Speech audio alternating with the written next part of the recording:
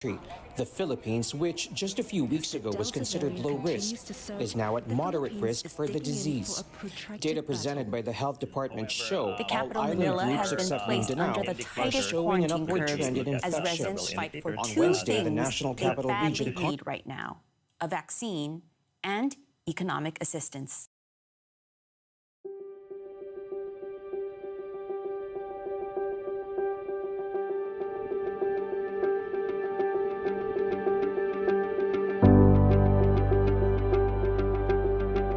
Good afternoon, everyone. Our warmest welcome to the participants of COVID-proven communities, a race against the pandemic. The risk of getting COVID-19 is higher in crowded and inadequately ventilated spaces where infected people spend long periods of time together in close proximity. XeroCode Pilipinas is a movement, a campaign, a community that seeks to contribute to the country's overall response to the pandemic. So a respiratory virus like this one can be present in the saliva and on respiratory fluid, which is a liquid that wets our nose, the inside of our trachea and of our lungs. And to infect another person, it has to leave our body, and it has to travel through the physical world and reach the mucosas, or reach the eyes, the mouth, or the nose, or be inhaled by another person, right? And then that's how can initiate infection. Surface transmission is an unlikely source of transmission. It's no longer a major route. So that day we were told to disinfect. No more. We don't really need to do all those things. Our ventilation is greatly recirculated. Our access to outside air is not visible.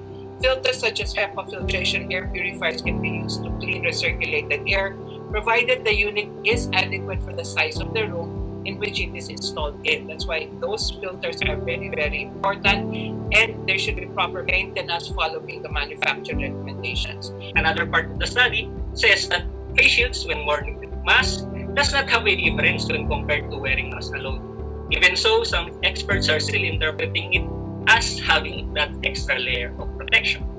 XeroCode Campaign is more than just a conference. It is a collaborative platform between COVID advocacy groups, institutions, NGOs, government agencies, media, and youth partners from across all sectors to deepen our understanding and work together using science-based interventions. There are straightforward steps that can be taken to reduce the potential for airborne transmission of COVID-19. The layout, the design of the building, as well as occupancy and type of heating, ventilation, and air conditioning systems can all impact potential airborne spread of the virus. And they are divided. The debate is between the big ones and the small ones.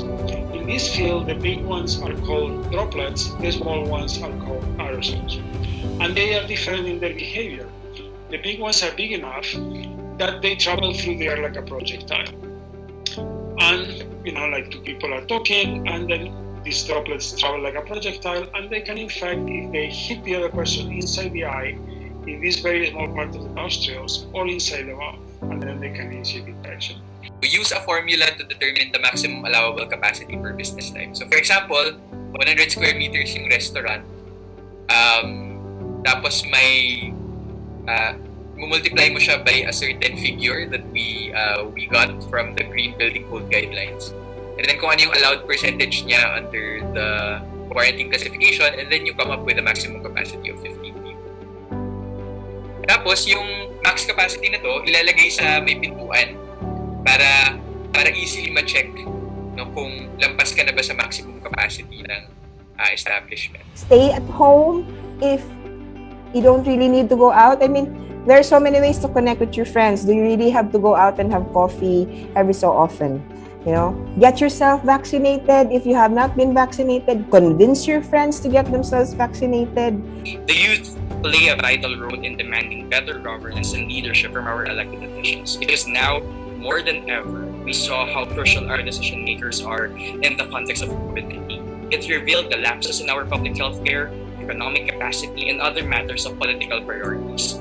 At alam nyo, time will come na mapapagod tayong mga kabataan. Hindi naman tayo heroes eh. Hindi naman tayo, may extra powers na, sustain yung energy natin araw-araw. Mapapagod tayo, magkakaroon tayo ng donation fatigue, magkakaroon tayo ng webinar fatigue. But the question is, hanggang kailan natin kakayanin to.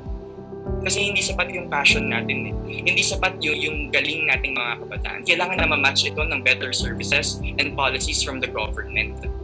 Yung trabaho ng gobyerno, ginagawa natin, ino-augment natin.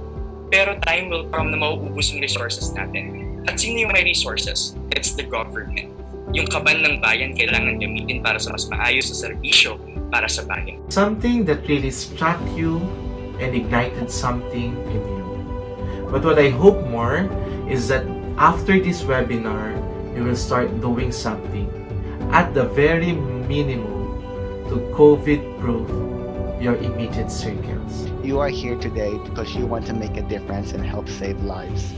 Therefore, bilang mga kabataan, our greatest role in our fight against COVID-19 is to call out and hold our leaders accountable. Individually, let us do something which may range from following the basic protocols to starting our own advocacies. In the spirit of Zero COVID, we need to address this challenge in the spirit of Bayanihan together.